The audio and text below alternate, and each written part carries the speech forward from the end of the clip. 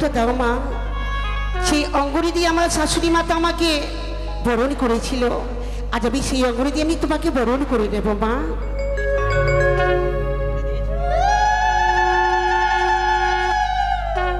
লখাই বৌমা এসো, এবার আমি তোমাদেরকে নিয়ে যাবো চম্পলা রাজপ্রাসাদে। চলো মা। আই বাছাই। আজ তুমি তাদেরকে কোথায় নিয়ে চলে যাচ্ছ? স্বামীগণ, হ্যাঁ, পুত্র বধূকে বরণ করে আমি নিয়ে যাবো ওই চম্পলা রাজপ্রাসাদে। তুমি কেন বাধা দিলে আমার? সনকা, তুমি কি ভুলে গেছো এই লখাই বেহুলাকে রাখার জন্য ওই সৌতালি পর্বরাই সর্বোচ্চ সিংহে নির্মাণ করেছি দেবশিল্পী বিশ্বকর্মাকে দিয়ে এক নিশ্চিদ্র লৌহ বাসর। সেই বাসরে থাকবে বেহুলা লক্ষিন্দর। আজকের নিশে প্রভাত হলে আমার দ্বারা তোমার কাছে ছুটে আসবে এই রাজপ্রাসাদ। তুমি তো শুধু চেয়েছিলে লক্ষিন্দরকে আমার কাছ থেকে একটি নিশির জন্য, তোমার হস্তে শুধু আমি একটি নিশির জন্য তুলে দিয়েছিলাম। আবার কেন তুমি আমার কাছে আমার পুত্রকে আমার কাছ থেকে কেড়ে নিয়ে যেতে চাইছো? সনকা, এখনো নিশি শেষ হয়নি। আজ তুমি তাদেরকে সুন্দর করে তাদের দাম্পত্য জীবনকে বরণ করে দিয়েছো। তুমি আমার গর্ভধারিণী জননী হয়ে তাদেরকে আশীর্বাদ দাও, তারা যেন এই নিশি প্রভাত করে তোমার কাছে ফিরে আসে। আমি যে আমার পুত্রবধূকে যেতে দেব না ওই সৌতালি বাসর ঘরে। পুত্রবধূকে বরণী করে নিয়ে যেতে হয় নিজের চম্পলা রাজপ্রাসাদে।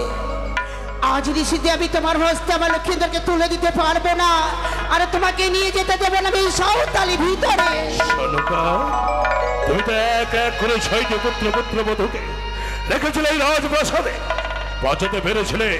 ওই কুচক্রী কালীর হাত থেকে তাদেরকে রক্ষা করতে পেরেছিলে, তাই তো সেই ভুলকে আমি ঠিক করে নেওয়ার জন্য নির্মাণ করেছি বাসর। শুধু আজকের নিশি, এই নিশি প্রভাত হলে আমার লখাইকে তোমার কাছে আজ আমি লক্ষ্মীদেরকে মধুমাতাকে আমি কিছুতেই তোমার সঙ্গে যেতে দেবো না এই বাছর ঘরে। আমি যে কোনো মতেই তোমাকে যেতে দেব না। আচ্ছা লখাই, আজ তোর মাকে বুঝা। ওই বাছা, যদি শ্রীরামচন্দ্র ভগবান ওই পিতৃসত্য পালন করার জন্য 14 বছরের জন্য হাসতে হাসতে ওই বনবাসে চলে গিয়েছিল, তুই তো আমার ওই জাত সন্তান, তুই কি পারবি না লখাই শুধু একটি নিশির জন্য মায়ের কাছ থেকে বিদায় নিয়ে ওই লৌহ বাসর?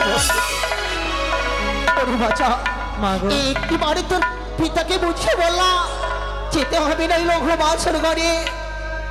আজ তো তুই লৌহ বাসর ঘরে চলে যা, তাহলে আমি তোকে ছাড়া যে কোনোদিন আমি থাকতে পারবো না। জানি না জননী, আজ আমার অদৃষ্টে কি লেখা রয়েছে। তুমি রাখতে চাও তোমার নিকটে, পিতা রাখতে চায় আমায় অদূরে সৌতালে ভুদরে। জানি না মা, জানি না কোন স্থানে থাকলে আমার জীবন নিরাপদ থাকবে, জানি না জননী। তবে মা, পিতাজি আমায় রাখতে চাই না তোমার নিকটে মা। পিতারে কথা কখনো আমি অমান্য করিনি, আজ কি করে অমান্য করি জাননি? পিতা তো ঠিকই বলেছি, শ্রী রামচন্দ্র পিতার আদেশে যে 14 বছর বনবাসে থাকতে পারে, তবে আমি কেন থাকতে পারবো না এক রাত্রি? মা গো, তুমি আর নয়ন জলে পরিশোধ করলে আমার সে কিছুতেই যাওয়া হবে না মা। আমি সে কিছুতেই যেতে পারবো না।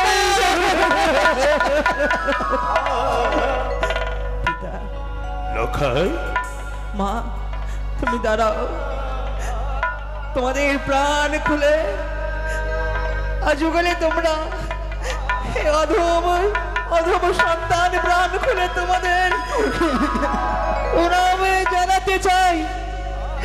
তবে জানি না কোনদিন আমি আর এইভাবে তোমাদের প্রণাম জানাতে পারবো কিনা। বলতে নেই, আমি ঠাকুরের কাছে কামনা করব, যদি এর পরে যদি আমার জন্ম হয় যেন তোমার গর্ভে আমার জন্ম হয় মা। আমি যেন এমনই পিতা পাই যেন আমার জীবনে যেন সার্থক হয়ে যায়। বিদায় নিলাম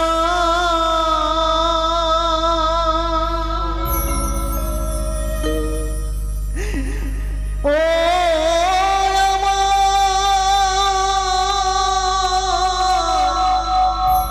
মা জননী গো,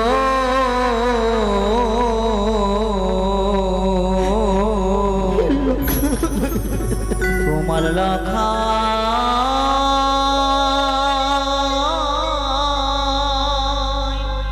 বাসর ঘরে যা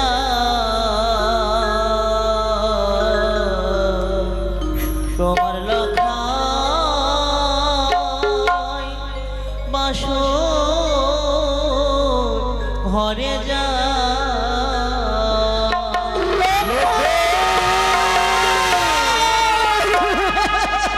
বিদায় নিলাম গো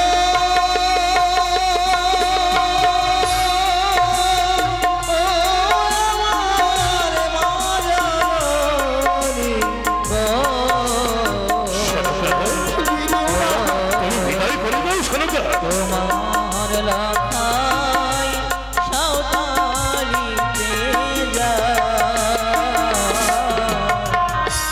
তোমার লেখায় বিদায় নিয়ে যা।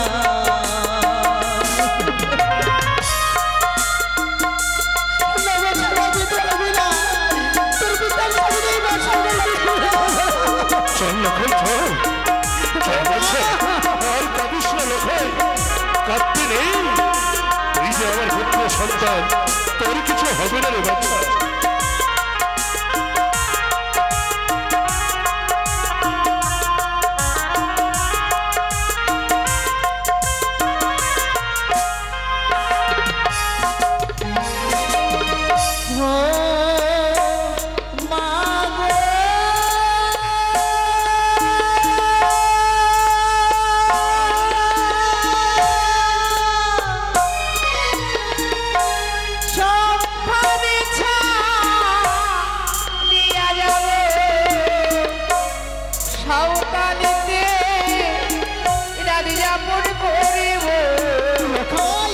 আবার আসবো তোমার কোলে গো,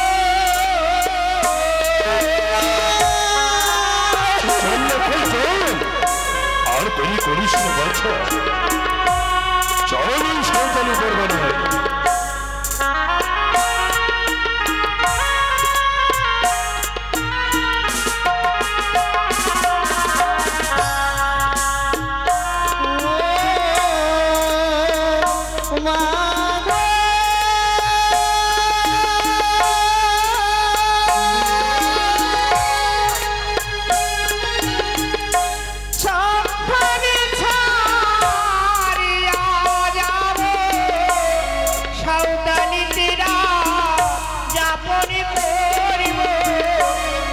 আবার আসবো তোমার কোলে গো, আমি জাপানি ছাড়িয়া যাবো সাঁওতালিতেরা জাপানি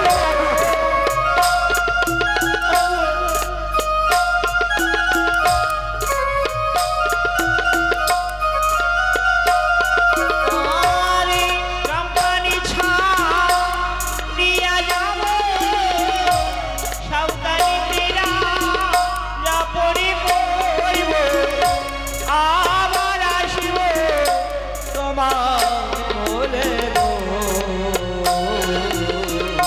তোমার লেখায় বিদায় লয়ে যায়, তোমার লেখায় বিদায় লয়ে যায়।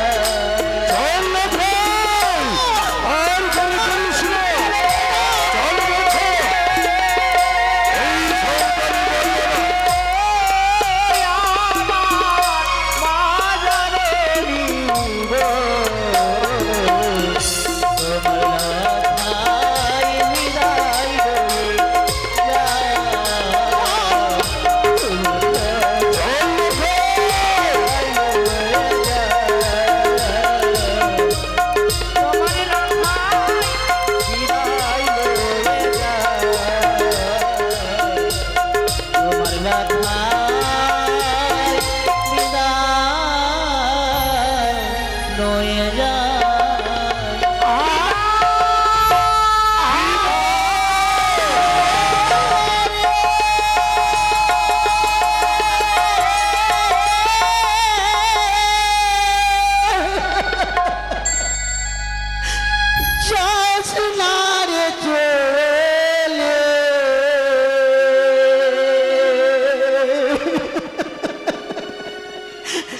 আমায় ছেড়ে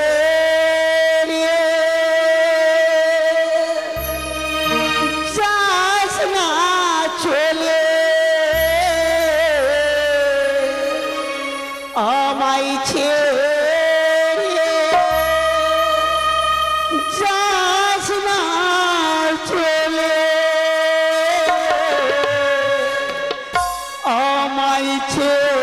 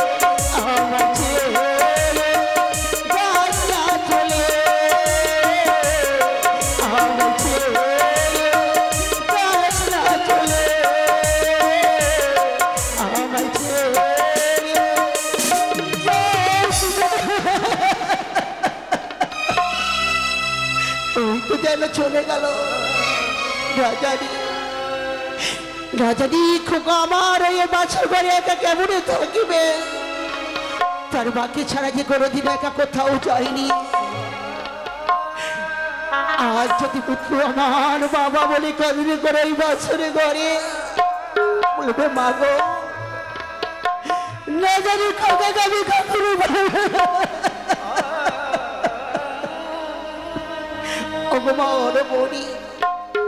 চাই আমি তোমার কাছে কিছু, শুধু চাই আমি আমার পুত্রের মঙ্গল কামনা, অবসান যেন হয়। সুন্দরী করে বরণ ডালা নিয়ে গিয়ে আমি যে পুত্রপতিকে বরণী করে নিয়ে আসবো আমার এই চম্পলা রাত প্রাসাদে। চলো চলো বিহুলা লোহবাসর ঘরে, আনন্দেতে থাকবো দুজনে। চলো চলো বিহুলা